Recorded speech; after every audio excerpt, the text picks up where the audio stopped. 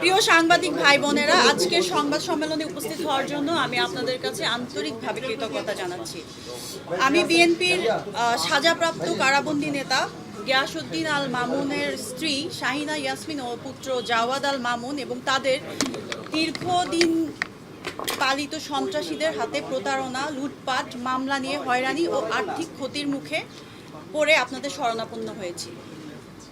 সৎভাবে জীবনযাপন অব্যাহত রেখে আর্থিক সচ্ছলতার আশায় আমি গুলশানে পূর্ব থেকে চলমান ভুবন নামের একটি রেস্টুরেন্ট ক্রয় করি। ঠিকানা ওয়াইএন সেন্টার, বাড়ি নং 6A, ব্লক এ, রোড নং 113, গুলশান 2। রেস্টুরেন্টে অপারেশন পার্টনার হিসেবে আছেন আমার পূর্ব পরিচিত মির্জা বাশার। ভুবন রেস্টুরেন্টের মালিক জনাব আমানের সঙ্গে তার রেস্টুরেন্টের সব আসবাবপত্র, ইন্টেরিয়ার, টোটাল ইনভেন্টারি 55 লাখ টাকা মূল্য দরে একটি চুক্তি হয়। একই সময়ে ভুবনের বিল্ডিংয়ের মালিকের স্ত্রী শাহিনা ইয়াসমিন ও তার ছেলে সঙ্গে ভুবন রেস্টুরেন্টের মালিক সহ আলোচনা করি। তখন শাহিনা ইয়াসমিন আমাকে ভাড়া নিতে উৎসাহিত করেন এবং চলমান রেস্টুরেন্টের হস্তান্তর করলে তারা পরবর্তী সময়ে আমাদের নামে নতুন চুক্তিপত্র করে দিবেন বলে প্রতিশ্রুতি দেন। তাদের প্রতিশ্রুতির পর আমরা আমানকে 15 লাখ টাকা প্রদান করি, 15 লাখ টাকা প্রদান করি। টাকা পাওয়ার পর দিন আমাদের সঙ্গে আমাদের চুক্তি হয়। চুক্তি অনুযায়ী তাদের 2টি চেকও প্রদান করি। গত এপ্রিল মাসে আমান আমাদের কাছে রেস্টুরেন্ট হস্তান্তর করেন। আমরা এপ্রিল থেকে রেস্টুরেন্টের ভাড়া প্রতি মাসে 2.5 লাখ ও বিদ্যুৎ বিল সহ অন্যান্য খরচ পরিশোধ করি। ভুবনের মালিক আমাদের নামে ভাড়া জমা দিয়ে রসিদও আমাদের নামে দিয়ে দেন। রেস্টুরেন্টে ওঠার পর আমরা ডেকোরেশন পরিবর্তনের কাজ শুরু করি, যাতে 1 মাস সময় লাগে। ডেকোরেশনে প্রায় 50 লাখ টাকা খরচ হয়। এই পর্যায়ে আমরা রেস্টুরেন্টে পরীক্ষামূলকভাবে স্টার্ট করি এবং ট্রেড লাইসেন্স করার জন্য আমরা ভবনের মালিক শাহিনা ইয়াসমিন ও তার পুত্র চুক্তিপত্র, ফায়ার সেফটি ও বাণিজ্যিক অনুমতির প্রয়োজনীয় কাগজপত্র দেওয়ার অনুরোধ করি। প্রিয় ভাই বোনেরা, আমরা যখন ট্রেড লাইসেন্স করতে এসব কাগজপত্র চেয়েছি, তখন হঠাৎ করেই পূর্বের রেস্টুরেন্ট মালিক আমান এবং এখনকার যে ভবন মালিক শাহিনা ইয়াসমিন, জাওয়াদ, ভবনের দায়িত্বে থাকা জয়, সাকিব সহ অন্য দায়িত্বপ্রাপ্ত ব্যক্তিরা আমাদের হয়রানি শুরু করেন। প্রথমে আমান তাকে পরিশোধ করা হয় 15 লাখ টাকার বিষয়ে অস্বীকার করেন, যদিও তিনি 15 লাখ টাকা ক্যাশ বুঝে নিয়ে চাবি হস্তান্তর করেন। অন্যদিকে শাহিনা ও জাওয়াদের নির্দেশে ভবনের দায়িত্বে থাকা কর্মচারী জয়, সাকিব, হারুন ও তাদের সহযোগীরা বারবার আমাদের রেস্টুরেন্টের বিদ্যুৎ লাইন বন্ধ করে দিয়ে আমাদেরকে হয়রানি শুরু করেন।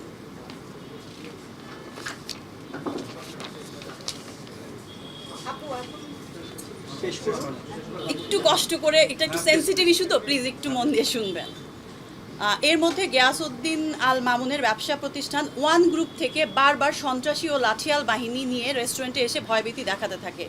গুলশানের মতো জায়গায় এমন সন্ত্রাসী কর্মকাণ্ড করছে দেখে আমি একটু ভীত হয়ে যাই এবং এরা আসলে কাদের লোক তা জানার চেষ্টা করি। তখনই আমরা প্রথম জানতে পারি শাহিনা ইসলাম বিএনপি নেতা গিয়াসউদ্দিন আল মামুনের স্ত্রী এবং এই ভবনের মালিক গিয়াসউদ্দিন আল মামুন নিজেই। এটা আমরা আগে জানতাম না। আমরা জানি একজন মহিলা এটা চালাচ্ছেন এবং তার আন্ডারে জয়, সাকিব এরা এজিএম, জিএম হিসেবে ওরা কাজ করছে। তো উনি যখন ফোনে কথা বলতেন আমার ছেলের মতো, আমার কর্মচারী বাট আমার ছেলের মতো, ওদের সাথে কথা বলেই হবে, টাকা নিয়ে রিসিট দিলেই হবে।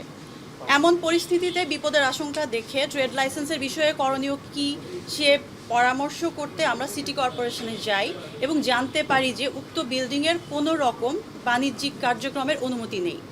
এজন্য গত ফেব্রুয়ারি মাসে বেইলি রোডে রেস্টুরেন্টে আগুন লাগার পর এই বিল্ডিংয়ের সিলগালা করে দেওয়া হয়।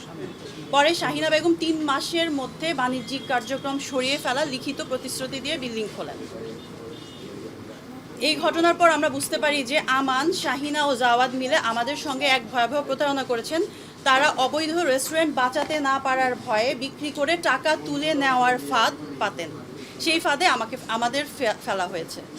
বাণিজ্যিক কোনো অনুমতি না থাকার পরও মাত্র 3 মাসের লিখিত প্রতিশ্রুতি দিয়ে এসে আমাদের প্রায় 80 লাখ টাকা বিনিয়োগ করিয়েছেন এবং তারা আমাদের থেকে ভাড়াও নিচ্ছেন। তারা ধারণা করেছিল আমরা বৈধ কোনো কাগজপত্র চাইব না। সিলগালা হওয়া ভবনটি এখনও আগের মতোই সব বাণিজ্যিক কার্যক্রম অব্যাহত রেখেছে। এর মধ্যে পার্কিংয়ের স্থানে ল্যাভেন্ডার, বাসমতি নামের 2টো বাণিজ্যিক শপ সহ 3টি বাণিজ্যিক প্রতিষ্ঠান চলছে।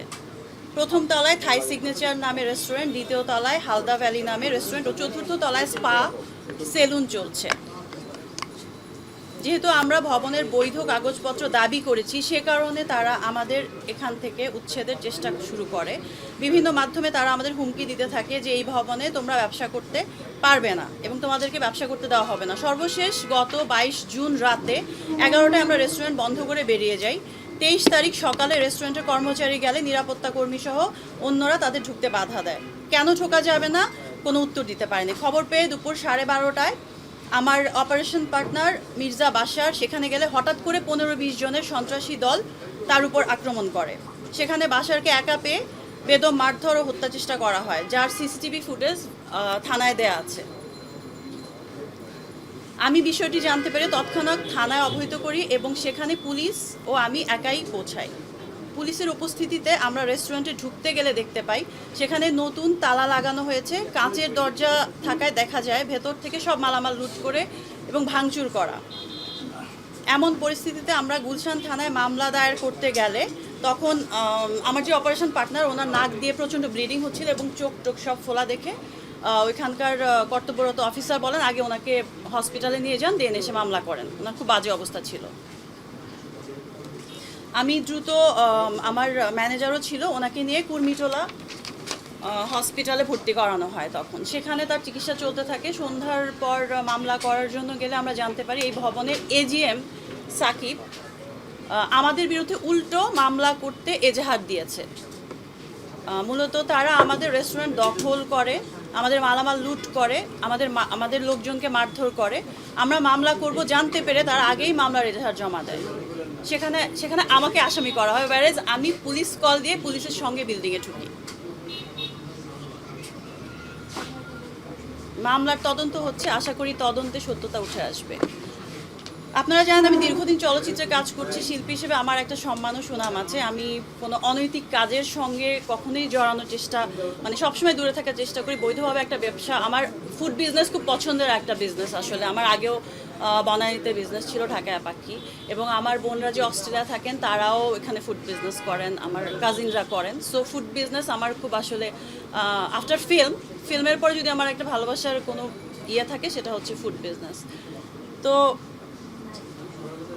এই উদ্দেশ্যেই আসলে ওনার সঙ্গে আমার ওইভাবে কথা বলা, এবং আমি কিন্তু অনেক পরে জানতে পারি যে এটা গিয়াসউদ্দিন আল মামুনের স্ত্রী।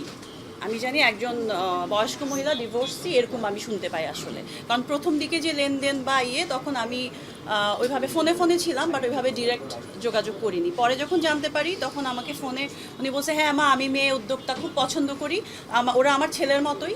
যে গুন্ডা বাহিনীর কথা বলছে এখন যারা দেখছি আসলে সন্ত্রাসী, ছেলের মতোই, তুমি ওদের সঙ্গেই সব কিছু ডিল করতে পারো, বা আমি রিসিপ্ট দিয়ে দিব এবং পেপারসগুলো, যে ইম্পর্টেন্ট পেপারসগুলো, ওগুলো আমি ডে বাই ডে দিতে থাকবো।